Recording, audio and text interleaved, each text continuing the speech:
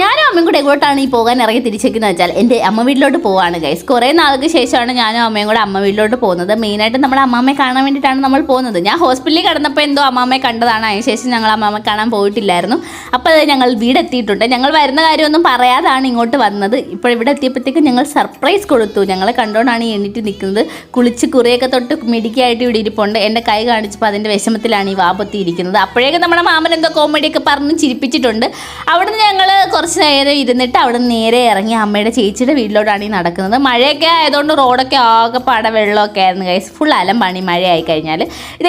ഈ സ്ഥലത്തായിരുന്നു എൻ്റെ അമ്മയുടെ പഴയ വീട്. അവിടെ ഇപ്പോൾ വേറെ ആൾക്കാരൊക്കെ വാങ്ങി നമ്മളിപ്പോൾ വേറെ സ്ഥലത്താണ് വീട് വെച്ചിരിക്കുന്നത്. ഇതാണ് എൻ്റെ വല്യമ്മ. ആ ഇരിക്കുന്നതാണ് എൻ്റെ വലിയേട്ടൻ്റെ മകൻ സിദ്ധു. അവരെ ഞാൻ വീഡിയോ എടുക്കുന്ന കണ്ടിട്ടാണ് ഈ ഓടിപ്പോകുന്നത്.